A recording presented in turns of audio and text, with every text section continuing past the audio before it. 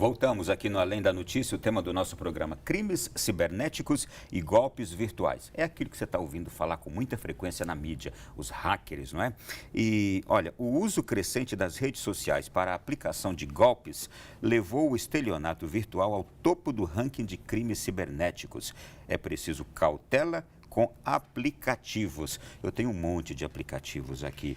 O professor, como a gente se sentir seguro nos aplicativos que a gente entra aqui?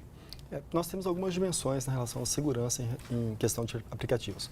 A primeira questão é uma questão comportamental. Ocorre que a natureza humana ela é construída para confiar no outro. Muitas vezes, quando você entra, por exemplo, numa plataforma, que você vê que o seu amigo aceitou o relacionamento, o contato de outro, ou que você está realizando compras, numa plataforma que alguém já fez um cadastro prévio, pela natureza do confiar, nós temos muitas vezes a tendência de confiar de forma cega naquela plataforma e passar dados e realizar compras. Então, a primeira questão é a cautela, sempre ter cuidado. Agora, uma outra questão é quanto à invasão do dispositivo. Então, nesse sentido, nós também temos que aprender a manter os nossos softwares atualizados, a utilizar senhas mais fortes, a observar se aquele site existe ou não reclamações em relação àquele site. São algumas pistas que já estão disponíveis na rede. Precisamos aprender a verificar, a enxergar essas pistas para minimizar o risco de ser vítima. A gente falava aqui fora do ar, vocês dois me trouxeram os seguintes dados: 70% da população brasileira está na rede. Daqui a quantos anos? 100%? 5 anos, a previsão para termos 100% da população na rede. Na rede. E aí a Hanna dizia, mais que saneamento básico a gente tem. É verdade, né? Hanna, e aí eu pergunto, e você citou para nós aqui também, fraude bancária, como provavelmente ali a número 1 nessa questão de golpes, não é? Isso. Como é que a gente se sente seguro? Eu tenho aqui o aplicativo do meu banco. E eu resisti em fazer transações por ele. Sim. Recentemente é que eu abri aqui a possibilidade para isso, porque eu tenho muito medo. Sim, os bancos, em particular, eles já têm um programa de compliance, né? Um programa de proteção, prevenção, de cuidado com os nossos dados pessoais que a gente fornece, né? Por via de lei, eles são obrigados a cuidar de forma mais especial dos nossos dados. Porém, como o professor bem trouxe, a gente tem o problema da invasão. Né, da invasão dos nossos dispositivos eletrônicos. A gente fornece tantos dados e a gente não percebe. Às vezes a gente quer compartilhar a nossa conta bancária com um colega por causa de uma festa do churrasco do final de semana, a gente joga a nossa conta, a gente disponibiliza dados ali de depósitos nas redes sociais, compartilha um depósito, a imagem, né, a fotografia do comprovante de um depósito para comprovar um pagamento, e nisso a gente vai fornecendo dados. Tendo aí o nosso dispositivo invadido por estelionatas, né, os crimes de extorsões e ameaças, a gente fica aí vulnerável, uma vez que a gente já entregou os nossos dados de forma livre e espontânea para a rede mundial de computadores. E aí fica muito difícil a gente regredir, retirar esses dados, a não ser que a gente trocasse senhas de 2 em 2 dias, ou que a gente mudasse as nossas contas bancárias, o que é praticamente impossível.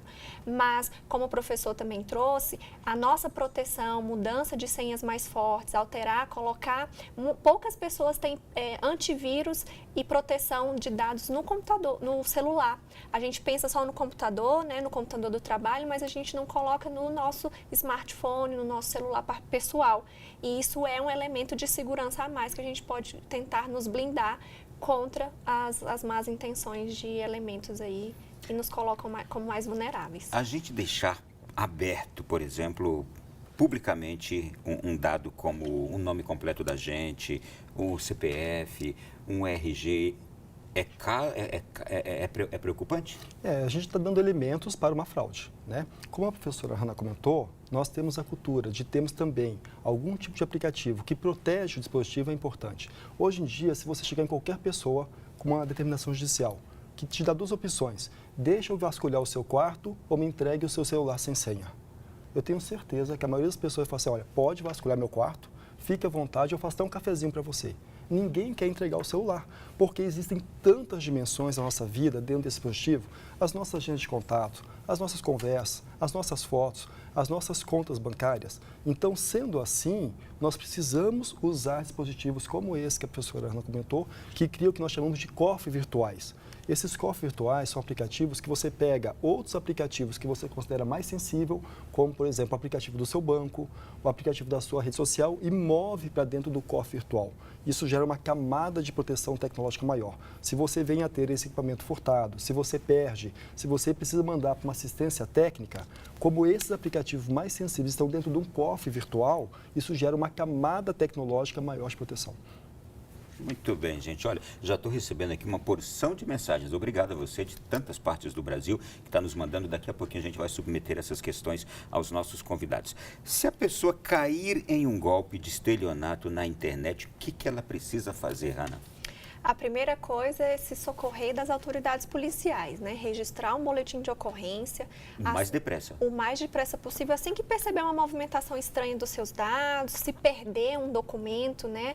Existem muitos casos desses com idosos e adolescentes que acabam fornecendo sem saber, sem ter condições de manusear propriamente os aplicativos e acabam fornecendo dados e aí a gente tem aí muitos estelionatos e ameaças e extorsões por causa da retenção de dados de forma imprópria, né? E aí deve-se primeiramente se socorrer às autoridades policiais, registrar um boletim de ocorrência para que então as autoridades possam começar a investigar de forma mais rápida a fim de que cesse aquele dano, né, de forma efetiva ou que se chegue propriamente à autoria e aí tente se punir e reprimir os crimes. Em algumas grandes cidades a gente já tem até a delegacia própria do crime cibernético, né? Sim, aqui em Brasília nós temos também, né, o crime cibernéticos, Rio, São Paulo, Rio Grande do Sul, Mato Grosso. No Ceará a gente também tem delegacias especializadas em crimes cibernéticos. Muito bem. Professor, e que tipo de mensagem a gente tem que duvidar quando ela chega no nosso, por exemplo, na nossa caixa de e-mail? Aliás, se está usando cada vez menos o e-mail agora, não é? Mas que tipo de mensagem a gente tem que duvidar quando ela chega? Não só no e-mail, mas também nos aplicativos de comunicação, né? Hoje em dia, com a questão das fake news, você pode receber uma mensagem que pode tentar induzi-lo ao erro. E algumas vezes essa mensagem ela pode vir de alguém que faz parte do seu ciclo de confiança. E você, tendo essa confiança prévia em alguém, vai lá e clica. Então, sempre é importante fazer um passo atrás, aquele 3 segundos de reflexão. Será que faz sentido isso? Ou então, antes de clicar, de acessar um site, perguntar para quem te enviou se aquilo de fato procede. Tem aquela mensagem que pede para você clicar, não é? Mas tem aquela outra mensagem que, por exemplo, que chega agora pelo WhatsApp, eu sou seu amigo, etc. e tal, sabe, está lembrando de mim, estou precisando de dinheiro, assim. Esse golpe está sendo aplicado aí em vários lugares. Isso é clonagem, né? Isso é possível de ser resolvido habilitando uma questão chamada autenticação de 2 fatores. Nos aplicativos dos mais diversos, é possível você habilitar esse tipo de recurso, que o simples fato de você alterar essa configuração, você já se protege desse tipo de golpe. Ou de ser vítima, ou de ter o seu aparelho, o seu número clonado para fazer outras vítimas. Então, quando a gente fala de aprender a viver e conviver no mundo digital, é uma questão de ética, uma questão de cultura e também uma questão de apropriação do uso da tecnologia para poder nos proteger. Esse golpe, ele é a parte moderna, né? Mas ele já acontecia há muitos anos pelo telefone fixo, né, das nossas casas, em que se ligavam para as pessoas e simulava ser uma pessoa da família, né, um parente. Também mais antigamente por meio das cartas e agora a gente tem aí por meio das redes sociais, né? Não custa nada uma verificação, sendo esse o golpe mais antigo, né, para se cair. E aí a gente passa por diversos golpes, dos mais modernos, a gente oferece muitos dados. Hoje a gente tem mais estudado na Europa e nos Estados Unidos o termo Digital Surveillance, né, que é a vigilância digital. Então, quem estiver mal intencionado pode te analisar durante meses, durante anos, coletando informações e chegar até você com tantas informações e passar por um conhecido, por um parente e você não perceber. Então, a Digital Surveillance também é uma operação aí que a gente tem que cuidar e que já é verificada pela nossa Lei Geral de Dados, de proteção de dados. Eu tenho aqui 2 casos que vou citar como exemplo, porque eles se espalharam muito no Brasil. Uma mensagem enviada via WhatsApp prometendo tratamento odontológico grátis para a população na tentativa de ganhar dinheiro com anúncios. Como é que ela funciona? Uma mensagem falsa sobre um suposto programa social do governo oferece tratamento odontológico grátis à população. O programa intitulado Brasil Sorridente, e esse golpe já atingiu 162 mil brasileiros, não é? É muito rápido, né? Muito Os rápido. alcances são muito rápidos. Tem um outro golpe aqui que promete falsas vagas de emprego com o intuito de roubar credenciais de acesso do seu Facebook. Aí diz aqui, olha, um laboratório especializado em segurança digital, diz aqui que o link já afetou mais de 300 mil pessoas e por hora são registrados 220 novos casos de novos acessos à fraude. Impressionante. Nós vivemos uma sociedade que nós chamamos essa velocidade de disseminação de informação, chama-se velocidade exponencial. Né? Então, é uma velocidade massiva. Ao mesmo tempo, esses golpistas aproveitam certas vulnerabilidades sociais. E a economia digital, em alguma medida, funciona muito a partir do clique. Então, nem sempre o golpe está associado a fraudar diretamente o alvo. O clique vai rentabilizar para quem está aplicando o golpe. Então, isso são novas realidades, nós temos que estar cada vez mais atentos a elas. A gente já falou do assunto, doutora Hannah, mas eu tenho aqui um caso exemplar que eu falei nos Estados Unidos, foi em 2017, o Ross Ulbricht, ele operava um mercado negro, comprando e vendendo drogas e ainda documentos falsos, lavagem de dinheiro, e ele foi punido com prisão perpétua lá nos Estados Unidos, um crime cibernético, né? Sim, aqui a gente tem de muito valor um nome completo e um CPF. Né? No Brasil você pode fazer muitas coisas com um nome completo e um CPF, não necessariamente ter o rosto naquele documento por meio aí de várias, né, uma grande diversidade de falsificações. Tendo assim esse conjunto simples, né, de nome completo com CPF, é possível vender no mercado negro, né, no mundo digital aí com os autores de vários delitos e aí perpetrar aí vários tipos de crimes, né? Vários tipos de fraudes, extorsões e outros crimes propriamente do Código Penal. Vocês teriam conhecimento de, por exemplo, a atuação exemplar em alguma nação, de método de prevenção, de formação, de educação e talvez até de punição também para esse tipo de crime, esse tipo de golpe? Ronaldo, a Dinamarca vem desenvolvendo um programa já desde as escolas mais básicas de educação e conscientização das crianças sobre a questão de envio de nudes, sobre a questão da responsabilidade de acolhimento ao próximo, uma série de ações, porque ela entende que precisa formar o cidadão do amanhã, que é um cidadão que já nasce com o DNA digital. Então, nós temos alguns países que já começam a trabalhar o tema, mas muito preocupados com as políticas públicas. Uma outra questão, a questão que a doutora Hannah comentou, é que esse nome CPF, que pode-se fazer muitas coisas com ele, muitas vezes são utilizados no que chama-se Deep Web. De tudo que existe na rede mundial de computadores, somente 20% é acessível através dos grandes portais de indexação. 80% está mascarado na Deep Web.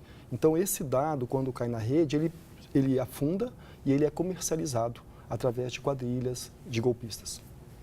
Doutora Hannah, o Marco Civil da Internet, a nossa Lei Geral de Proteção de Dados, a senhora considera eles bem atualizados e uma legislação atual? É uma legislação atual, muito conceituada, muito estudada, porém vinda de outros países, né? Infelizmente, nós importamos essa legislação da Europa com uma combinação com a legislação americana e ela precisa ser recepcionada pela base legislativa do Brasil, né? E isso a gente ainda precisa sincronizar essa legislação importada com a nossa legislação pátria para que ela realmente funcione e assim poder operar em cima de bancos, grandes empresas até atingir o cidadão comum, ensinando aí por meio de punições. Infelizmente, o Brasil a gente funciona atrás, né, do ato, a gente vem para punir, para depois reprimir, não chegamos a educar propriamente, né? E a Lei de Proteção de Dados, ela vem para isso, ela vem para punir quem não está em compliance, né? Quem não está em acordo com a legislação, para que então a gente possa reeducar a nossa sociedade e ter o uso da internet, da rede de computadores aí usada de forma ética. Indispensável um trabalho junto com o Ministério da Educação para que se pudesse oferecer à sociedade, de fato, uma oportunidade maravilhosa de crescer com toda essa cultura atual. Agora, pensando também nisso, a gente sempre tem uma boa legislação a respeito de muitos assuntos. A questão toda é a nossa fiscalização, aplicação, não é? Também carecemos disso hoje. Eu estava lendo, nos Estados Unidos, o FBI tem 1.600 agentes para conter esse tipo de crime. Eu não sei se no Brasil nós teríamos aqui um número, E nem todas as 10% desse número. Em nem todas as cidades a gente tem ainda uma polícia especializada, né? E mesmo as especializadas a gente ainda encontra dificuldade de recursos materiais. Né? A gente tem uma boa polícia, a gente tem uma boa equipe de investigação, porém a tecnologia propriamente para investigar quem está cometendo crimes ainda é um passo atrás de quem já está cometendo os crimes, né? Via de regra, quem comete esses crimes cibernéticos são pessoas de alto gabarito, pessoas escolarizadas, pessoas estudadas, né, na matéria de análise de sistema, análise de dados. Então, fica difícil se a nossa polícia não andar no mesmo passo, né, andar atrás. Mas aqui no Distrito Federal, eu repito, a gente tem uma polícia muito especializada, com policiais bem treinados e recursos materiais para isso. Acho que a nossa própria Polícia Federal é muito bem preparada. Talvez a estrutura é insuficiente para conter os crimes, né? Sim, a prática, o número de práticas, Sim, né, muito grande. É um campo muito fértil. Sim. E impossível dos nossos agentes poderem avaliar todas as incidências Nossos ocorridas. poucos agentes e pouca estrutura. Mas muito bem. Olha, gente, agora nós vamos para mais um intervalo. O terceiro bloco, vamos atender você, que de casa está mandando para cá as questões que estão chegando também. Estamos falando dele, né? Estão chegando aqui. Já já a gente volta.